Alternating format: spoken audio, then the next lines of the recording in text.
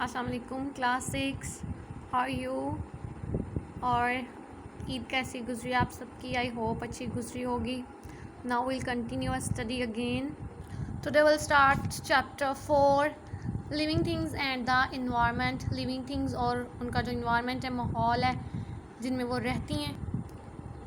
In the world as whole there are at least 400,000 different species of plant. पूरे world में जो है वो 400,000 डिफरेंट स्पीशीज़ हैं, टाइप्स हैं प्लांट की। There are also at least 2 million species of animals, और एनिमल्स की 2 मिलियन स्पीशीज़ हैं। साइंटिस्ट हैव आइडेंटिफाइड और 100,000 species of fungi and many thousands of bacteria and other microscopically small living things called protists. Scientist जो हैं उन्होंने कितनी species identify की हैं फंजाई की? 100,000 और मैनी थाउजेंड जो हैं वो बैक्टीरिया की, और दूसरे माइक्रोस्कोपिक जो ऑर्गेनिजम्स हैं उनकी, उनको प्रोटिस्ट बोलते हैं। Most protist are single celled organism. Most protist जो हैं वो सिंगल सेल हैं, उनमें एक ही जो है वो सेल पाया जाता है। चार्ट को देखें आप, इसमें आपको जो है वो पता चलेगा कि टोटल जो एनिमल्स और स्पीशीज़ हैं प्लांट की स्पीशीज़, उनमें जो डिफरेंट टाइप्स हैं वो कितने परसेंट हैं, उनका कितना पार्ट है वर्ल्ड में। प्लांट्स जो हैं वो 400,000 हैं, प्रोटिस्ट जो हैं वो 100, वही अमाउंट जो हमने ऊपर रीड आउट की है। एनिमल्स जो हैं वो अप्रोक्सीमेटली 2 लाख हैं, बैक्टीरिया 10,000 एंड फंजाई 100,000।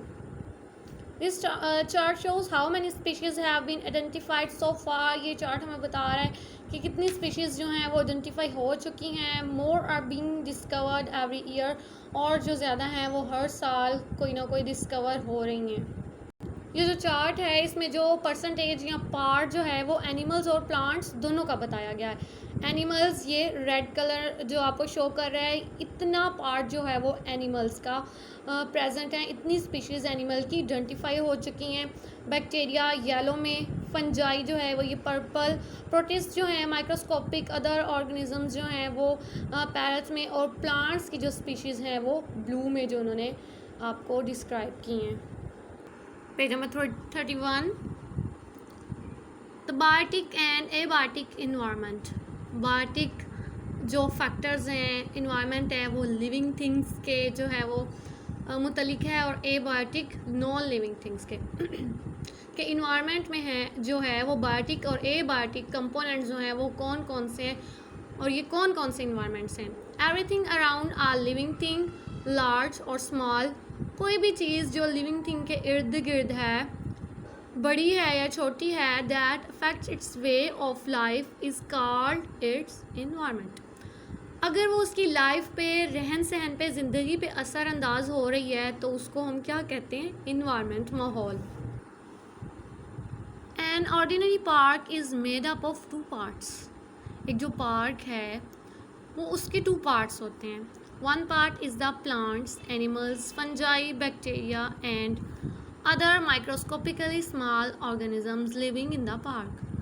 So आपने देखा होगा प्लांट्स भी होते हैं ना, आपको पता चल गया है कि फंजाई और बैक्टीरिया क्या होते हैं, तो आप फाइंड आउट कर सकते हैं पार्क में ऐसी माइक्रोस्कोपिक चीज़ों को कि किस जगह पर ये प्रेजेंट हो सकती हैं। This is called the biotic और living part of the park.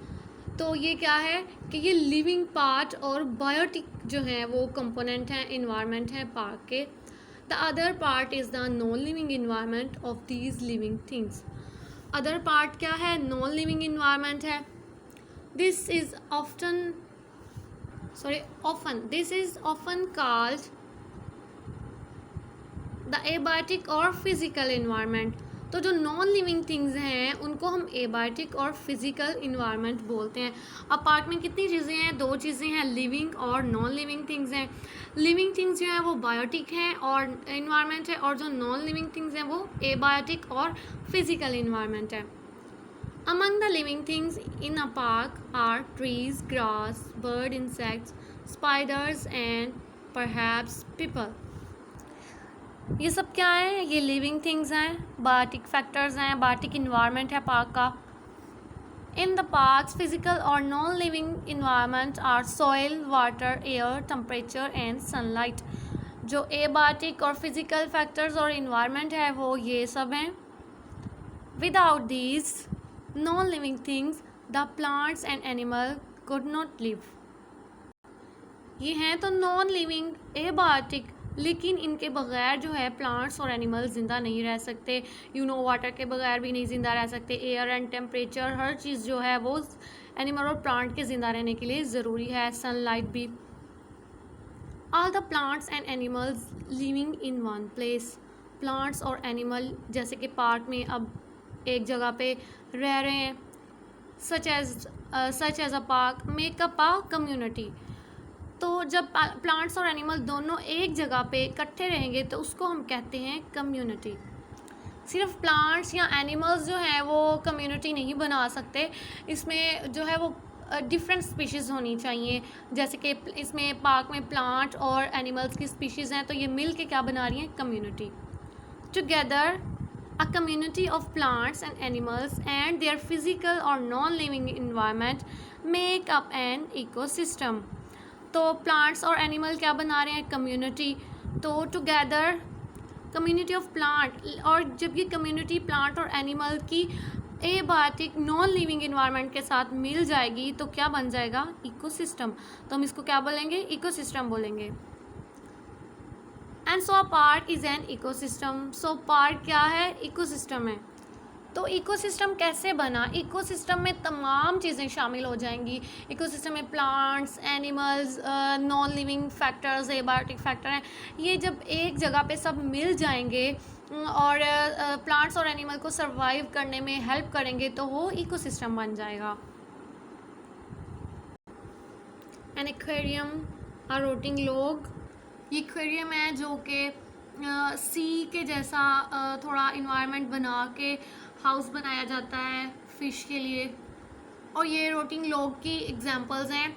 ये क्या है? ये भी एक इकोसिस्टम है. इकोसिस्टम कैसे हैं? क्योंकि ये इनमें बायोटिक फैक्टर्स भी हैं और एबायोटिक फैक्टर्स हैं. ये जो है वो हाउस प्रोवाइड कर रही हैं एनिमल्स को,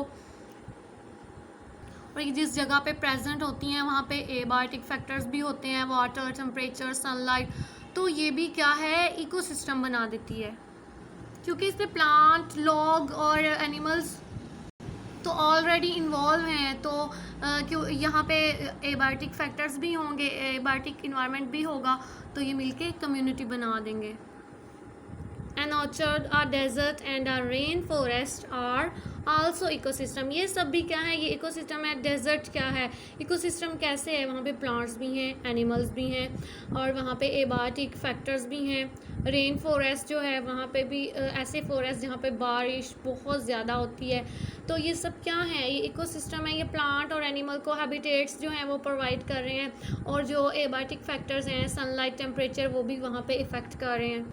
ऑर्चर्ड जो है वो ऐसी प्लेस को कहते हैं जहाँ पे फ्रूट्स के जो हैं वो ट्रीज़ ग्रो किए जाते हैं. आपने दोनों पेजेस की जो है वो अच्छे से रीडिंग करनी है और इसमें से आपने ब्लैंक्स बनानी है. एटलीस्ट 5 अच्छे से जो आपको लगता है कि इम्पोर्टेंट पॉइंट हैं तो आपने वो खुद से जो है रजिस्टर पे नोट डाउन करने हैं. Okay, take care. अल्लाह हाफिज़.